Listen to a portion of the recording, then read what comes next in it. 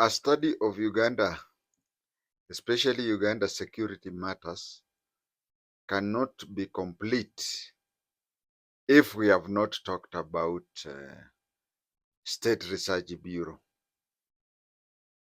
But before we talk about State Research Bureau, let us remind ourselves that many of the countries that were colonized, when they gained independence, they borrowed a lot of things from the colonizers.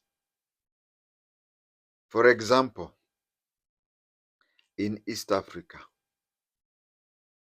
you'll find that in the USA, those who investigate crime are called CIA, Central Investigation Agency. You'll find other countries with different names, but you'll find that countries that were colonized by Britain, they are the people who investigate crimes are called CID, Criminal Investigation Department. Okay, of late in Kenya, they changed it to DCI, Directorate of Criminal Investigation. But it started over CID. So you find that even in East Africa, crime investigations department were called CID. When it comes to the military, you find that in Africa, the British, the UK had a military which they called King's African Rifles. King's African Rifles. Find that when Kenya attained independence, the army was divided into various departments. I think by the time Kenya attained independence, we had, let us count the battalions. We had 1st Battalion. Okay, we had battalions in the odd numbers, not even numbers, but odd numbers, even today. So there was the 1st Battalion, there's the 3rd Battalion, the 5th Battalion, and the 7th Battalion. Yeah, those are the battalions. We had 1st, 3rd, 5th, and 7th. There were 4 battalions. Moi brought in 9th Battalion. They have gone 11, whatever. I think it is now 15th Battalion. So if we are going to have another battalion, we are going to have a 17th, 19th, 20th. That is how they go. 2nd Brigade, 4th Brigade. That is the even numbers. Now that is how we started the Kenyan Army. And 1st Battalion was called 1st Battalion Kenya Rifles. It was changed from King's African Rifles to Kenya Rifles. That is why 7KR. Okay, they are both pronounced as KR because Africans could not pronounce KAR, King's African Rifles.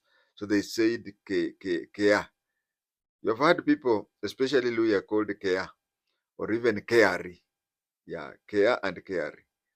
It is derived from King's African Rifle. So those who are a bit educated used to call it Keari. Keari. I think Luyas will now visit my pay bill. It's down here at the corner. You can see it at the corner. There are those Luyas who are a bit educated who call it Keare. So we have Luyas called Keare, but others just called it Kea. And when Kenya attained independence, instead of starting another name, they just said KR, not KR, Kenya Rifles. But then first Kenya, 1st KR, 3rd KR, 5th KR, and 7th KR all formed the Kenya Army. So you find that we used to borrow a lot of things from the British. So,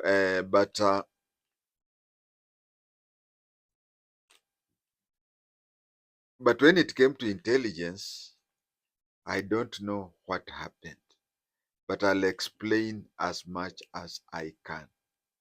When it came to intelligence, Kenya had its intelligence called Special Branch. It was called Special Branch. Why was it called Special Branch? It is called Special Branch. It was called Special Branch because uh, in the late 40s, the British wanted Kenya to have an intelligence body. But when you look at the British intelligence, they had and they have very many independent intelligence organizations which work independent of each other. We have the M15, M16, we have FIS, Foreign Intelligence Services. We had so many, we have so many intelligence organizations in Britain. But then within the CID, Criminal Intelligence Department in Britain, they have an intelligence arm. They have an intelligence arm that only handles criminal intelligence affairs. Can I call it Criminal Intelligence Unit, CIU?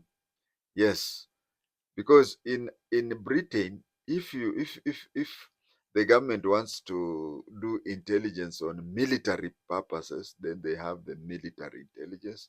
If they want to know intelligence that the trade department or the trade ministry in Britain has its own intelligence that deals with so many intelligence. But when it comes to intelligence that handles criminal intelligence unit, of course, you'll say that boundaries are becoming a bit hard to define because you don't know. There are some crimes which, like cattle rustling in northern Kenya, West Pokot and Turkana. Is it tribal tension? Is it criminal activity? Is it political activity?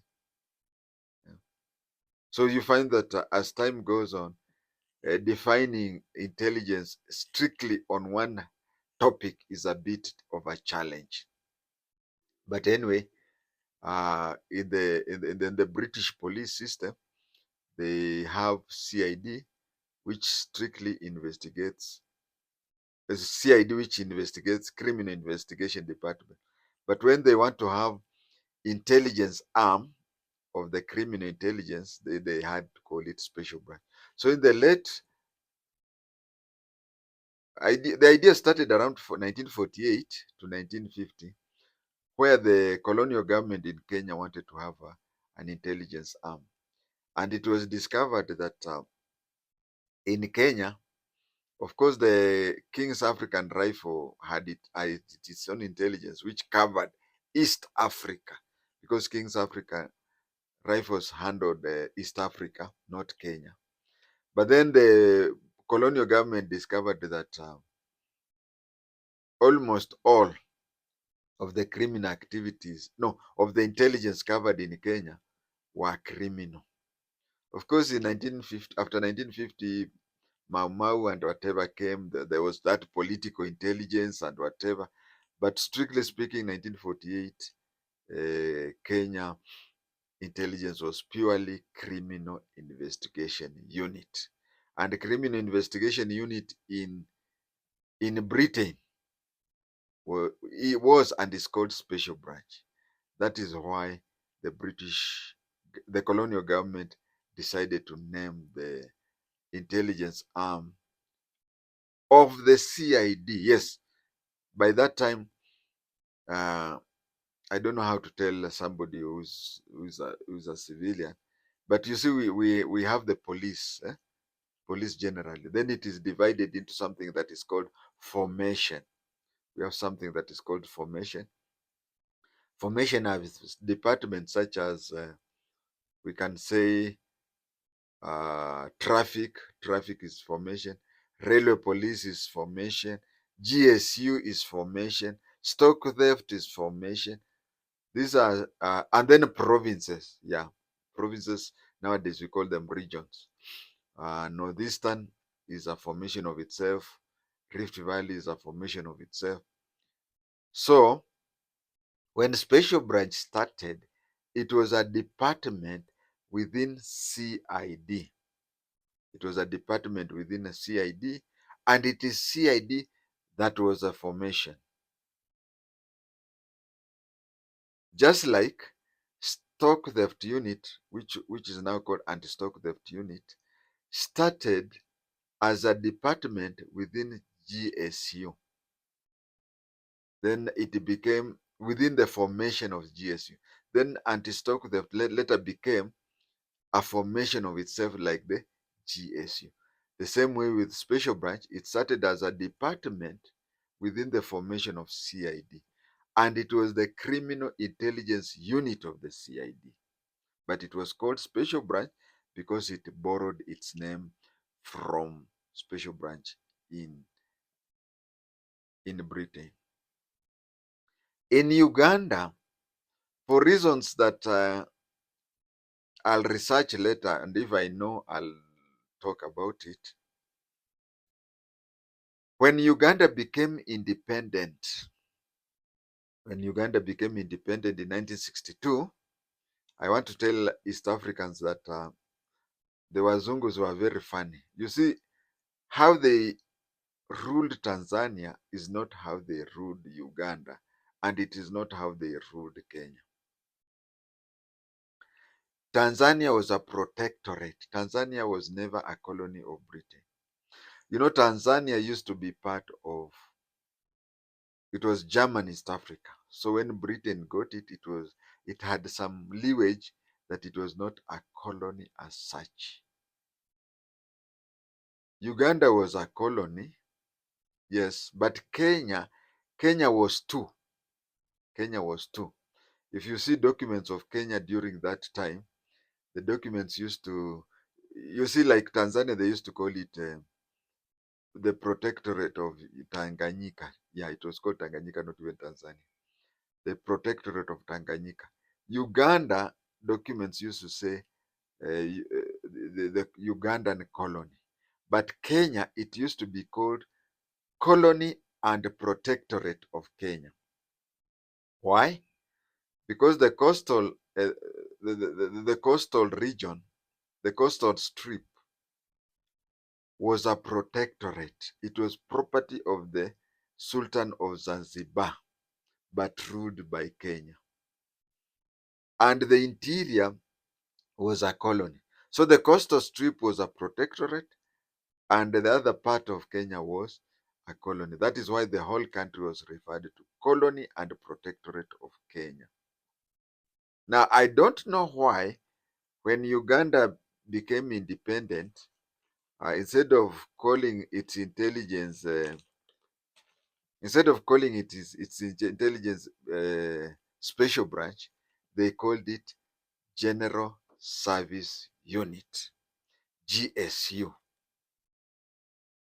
And you see, in Kenya, during the time of emergency, 1950, let's say mid 50s. I don't remember which particular year. In the mid 50s, the colonial police in Kenya started a paramilitary wing, which was started with one company. It was to be an emergency company, such that they had to have military training, but they were police officers. So they started with the E company, a company not like a limited company, but like a military company. They call it KOI for the short for company. So they started with the E company. E company was there to handle issues to do with Mau Mau and other freedom fighters. Then 1964, it expanded, had a second company which was called F company. F company. Then later on, the GSU in Kenya expanded, and decided to have the companies the way we have companies in the military. A company, B company, C company. They continued that way, except that the H company was meant for the headquarters company. And then the T company, T, was made for the training school company. I don't know how it came to all state lodges and state houses are guarded by G company at the gate. So we say gate company. That is how uh, an emergency company, E company, went on. And then around 1964, when they became more than one companies, they felt that it should be a formation, a paramilitary formation. At that paramilitary formation, they called it General Service Unit, GSU. But in Uganda, as I've said, Uganda, they called their intelligence, instead of calling it a special branch, because we were borrowing everything from our colonizers, they decided to call it General Service Unit. So even in Uganda, you hear GSU, they are talking of intelligence. When you are in Kenya, you hear GSU, they are talking of SWAT. I think that is the best explanation. Uh, you don't know.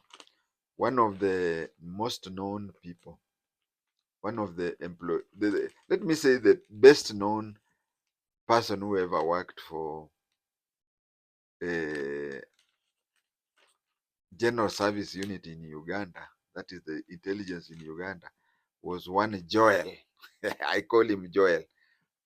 Actually, his name is Joel because his vernacular, they don't pronounce Joel as Joel, but Yoweri Kaguta Museveni. He used to work for the intelligence, Ugandan intelligence, during Obote's time.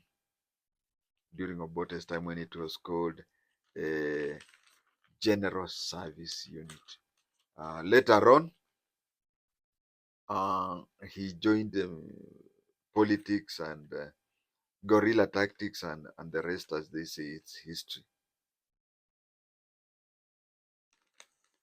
We have now known about the differences between General Service Unit in Uganda and the General Service Unit in Kenya. The names were the same, the initials were the same, but the functions were very different because these were people who are not even supposed to be known. Uh, they were to act like civilians while collecting intelligence, but this other one was in Kenya was SWAT. So I think we have known the difference. When Obote was the president, between after overthrowing King Edward Kabaka Mutesa, he pumped. There are these two tribes. Maybe a Ugandan can tell us. I don't know why Langi and Acholis are really treated as one tribe. Maybe as a Kenyan, I would say the way we treat Samburu and Masai to be the same tribe. Uh, in Uganda, always anything falling for one is falling for both. So when Apollo Milton Obote became the president of Uganda, he placed there a lot of Langos and Acholis, and it became very tribal. And it used to be seen that way. The General Service Unit, the what do you call the intelligence arm of the Ugandan government. It was called General Service Unit. For Kenyans, we called it Special Branch. So he used to. It was so much pumped with people from those two tribes. It had so many people from from those two tribes, and they used to harass a lot of people. So in 1971, when Idi Amin overthrew Obote, the General Service Unit was very much unpopular. So there was a lot of and one of its target was Idi Amin. He was being reported a lot by the intelligence arm, which is General Service Unit. So when Amin came up, it was disbanded and a new one was started that was called State Research Bureau. State Research Bureau. It's a good name. If you ask me, it is a good name for an intelligence organization, because intelligence organization is always doing research. They are always doing research. That is why you find that Inspector Wajakoya says that you hear Inspector Wajakoya saying that if we had 1,000 acres of bang somewhere in Isiolo and we do the irrigation and it is properly guarded by wire and then two wire meshes, and the best best protection is between the two wire meshes. We place their cobras, and then the cobras we can milk their poison. I mean, intelligence are people who do research all the time, day and night, day and night. So those are some of the researches we had done of how we can get antidepressant. We get antidepressant medicines from abroad. We get antivenom medicine. So if we produce that one and export and whatever. So intelligence is usually research. And if you ask me, giving it the name of State Research Bureau, that is a very good definition of NIS. To me, that is my opinion. So they started a State Research Bureau. State Research Bureau, just like Special Branch, started on a very noble project. It was trained by some of the best trainers in the world. Remember, when Idi Amin became the president after the coup, he had a so close relationship with both Great Britain and Israel. So the two countries really trained these people. The initial team of State Research Bureau was the best. It was the best, and it was doing very well. The in charge was, I'm forgetting his name, but he was a lieutenant colonel who was one of the two tribes, either Langi or an Acholi. He headed the State Research Bureau. His deputy was very much known. His deputy was called Farouk, Major Farouk. Now Farouk, from the name you see, is a Muslim. He was a Muslim. Now this is how state research started going to the well. What happened was, first thing is that Idi Amin, being a Muslim, met Colonel Gaddafi. They met Colonel Gaddafi somewhere, sometime. Then Colonel Gaddafi turned to Amin and asked him, "You are a Muslim, and you know how is the relationship of Israel has with Arab Muslim countries. Now you want to say that whatever. That one sentence turned Amin, and Amin turned and became anti-Israel and pro Arabs. And Amin being a pro Arab and whatever because of religion. There's even a time when Amin had even applied. Amin had applied to the Organization of Islamic States for Uganda to be included there. It reached a time Uganda, it was a comedy of some jokes that Uganda recognized Friday as a weekend. It has never happened anywhere, and I'll not blame you if you doubt me. I'll not blame you if you you say, okay, Mzee, I usually trust you, but on this one, I'll not trust you. I'll tell you that on this one, it reached a time when he declared Friday a weekend. People said, now how can people work for 4 days and then have a weekend of 3 days? Then he decreed that you Friday you don't work, Saturday you work, Sunday you don't work, because have Christians have a rest on Saturday, Muslims have a rest on Friday. If Amin would have stayed for long, he was pushing for Uganda to be recognized as an Islamic state. Not very many people, even in Uganda, know that. So we are talking of State Research Bureau. It was headed by somebody, a lieutenant colonel. I don't know whether he was,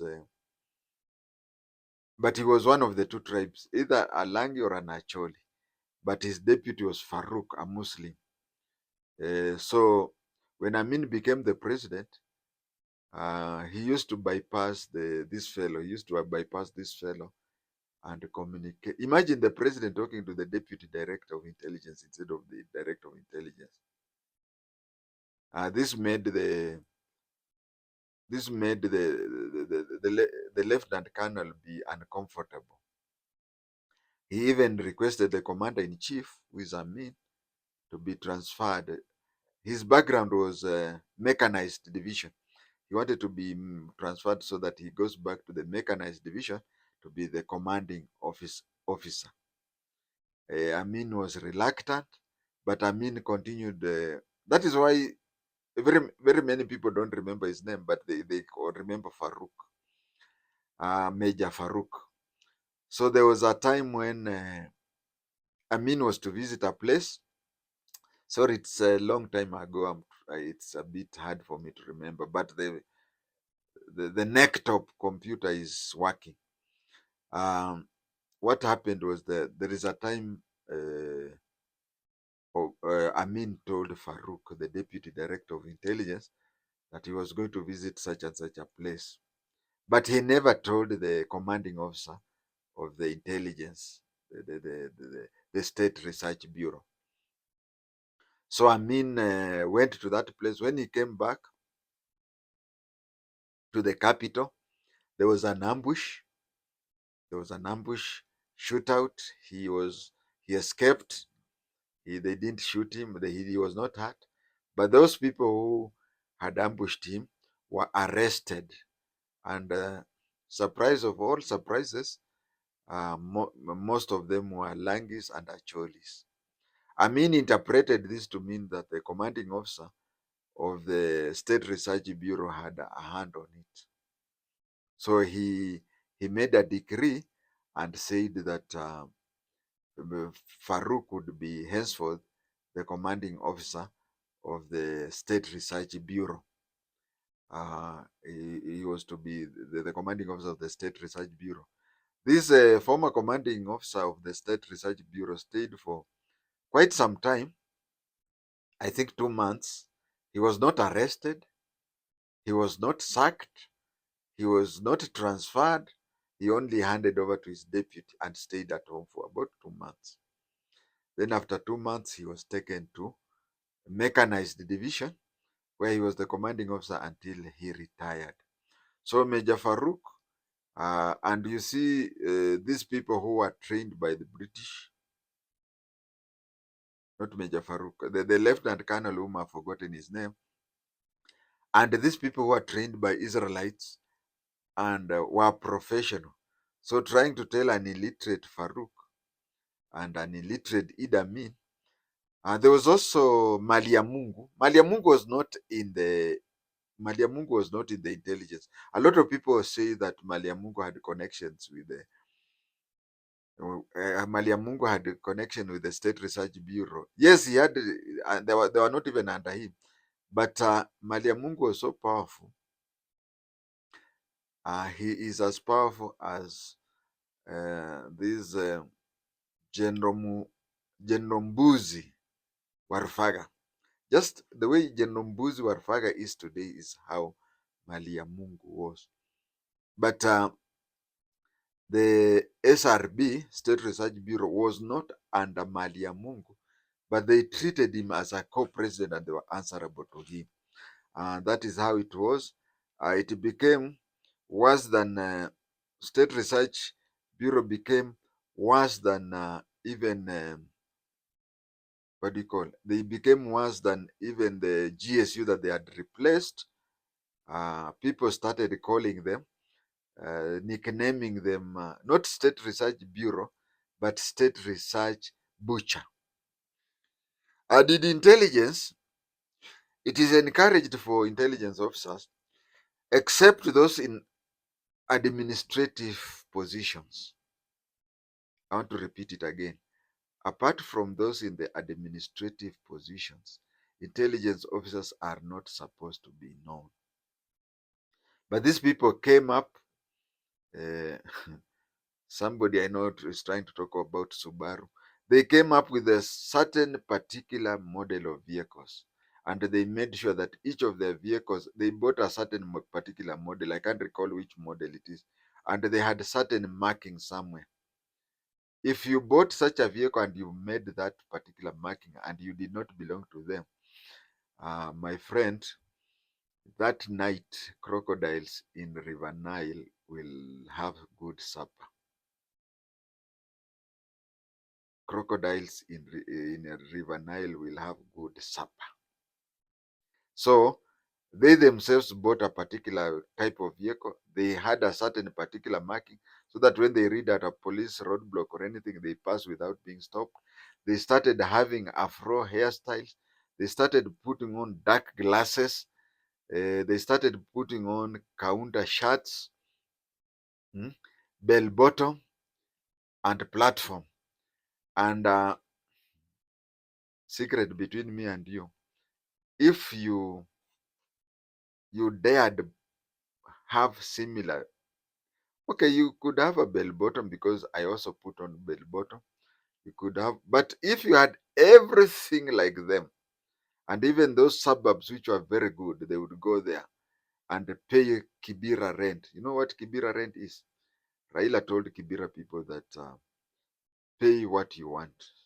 So your landlord comes, you say, I want to pay 5 shillings per month. So they looked for areas like Buruburu, stayed there, paid what they wanted, or even owned those houses, had the same similar type of behaved the same, including going to a bar and reading a newspaper upside down deliberately to give that impression.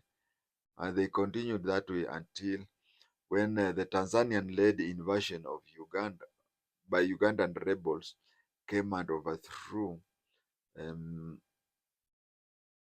overthrew Idi Amin and placed there Professor Lule. That was the end of the SRB, and they started a new intelligence organization. As of now, forgive me, I don't know the new name of the intelligence in Uganda. That is all you need to know about SRB, State Research Bureau, of which Ugandans started calling it State Research Butchery. Thank you for watching my video.